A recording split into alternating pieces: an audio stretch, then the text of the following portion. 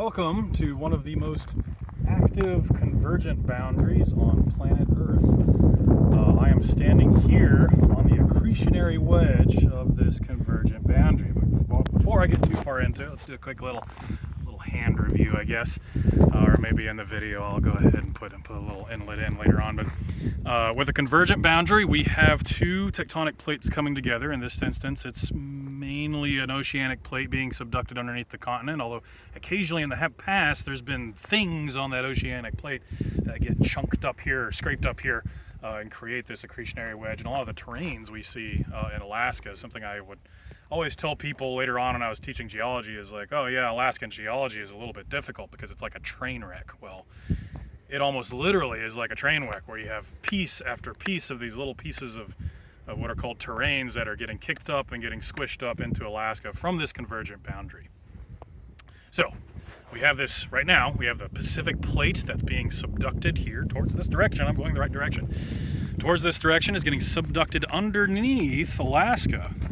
And it's making it a very tectonically active place, and it is making it a very volcanic place. Now, as it scoots along, that oceanic plate, as it scoots along underneath the continent, underneath Alaska, it's scraping up a whole bunch of material right here, and that's what I'm standing on right now. If we look at it a little bit, we can see some rocks around here. They're not too special, but most of what we find along here are a lot of metamorphic rocks from that tectonic squishing, from all the heat and pressure that gets generated down there from that convergent boundary, from that pressure.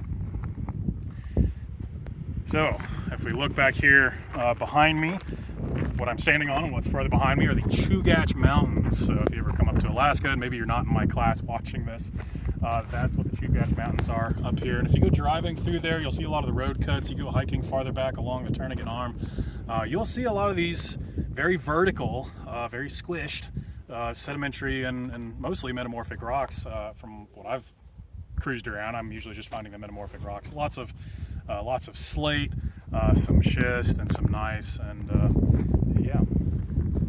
So from this squishing, we get this accretionary wedge, and what this wedge does is it's heavy, and it kind of sinks down on the crust a little bit, and you'll get these basins that are kind of associated with it. So if you see here beyond me, down there is Anchorage, Alaska, and there's a waterway in there that goes way back that way. There's not a little waterway over here, but most of that water back over there is the Cook Inlet. That Cook Inlet is a tectonic basin. It's a 4-arc basin, I believe, if I remember right.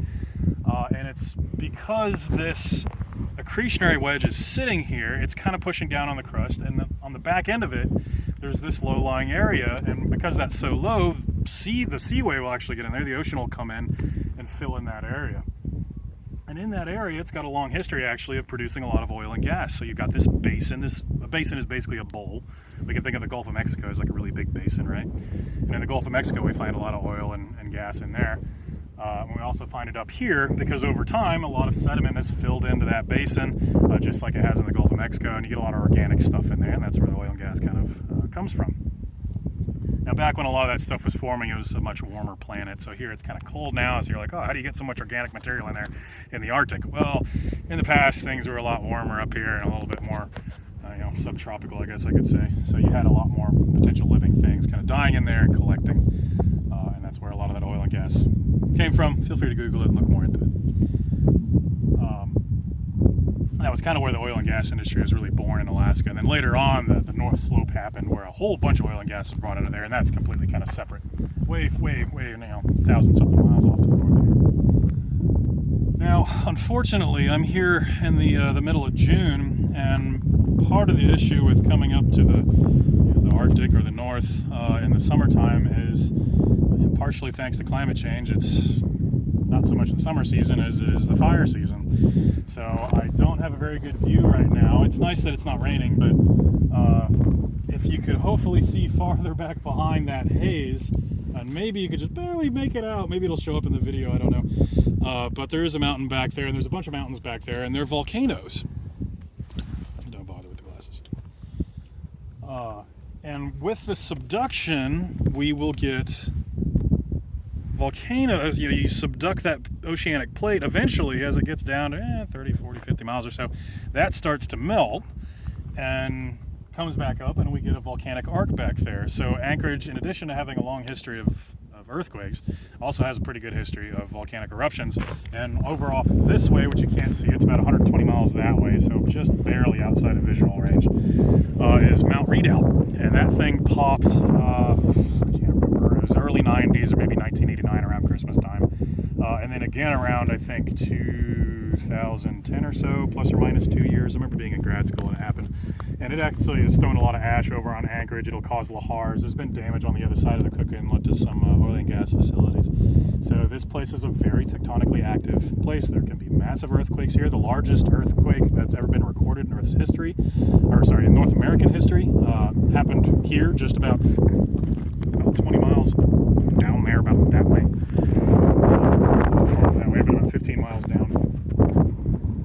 And it's thanks to this convergent boundary, and with the crust going down and it pulls on that continental crust, then it'll snap back up, and that's that earthquake occurring. So I lived in Anchorage for several years of my life, and part of me, the geological part of me, is kind of like, I'm kind of glad to have moved out. Honestly, right when I moved out, a huge earthquake happened in 2018, so I kind of missed out on that.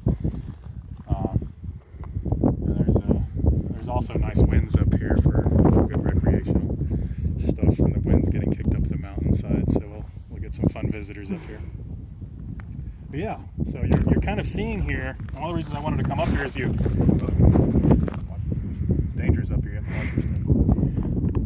One of the reasons I want to come up here is because there's very few places I've been where you can really see plate tectonics, the big pictures in the textbook where you can get a good feel for all of them. And you can kind of get a gist of that here, standing on this appreciated ridge where these Chugach Mountains are. And you see this back basin back here, this fork basin, where it's getting pushed down, and there's the seas coming in there, and then hopefully you can imagine some volcanoes back behind that, which normally, when there's not fire season, there's not a whole bunch of haze, you can see the volcanoes back there.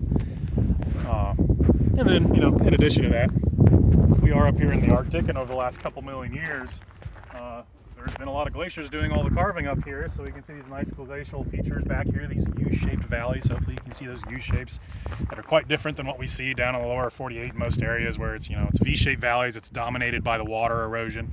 Well, this is still mostly carved out by the ice. Those glaciers are no longer there right now, but you can still see the remnants of them. You can see those nice cirques back up in there, those bowl shapes. That's called a cirque.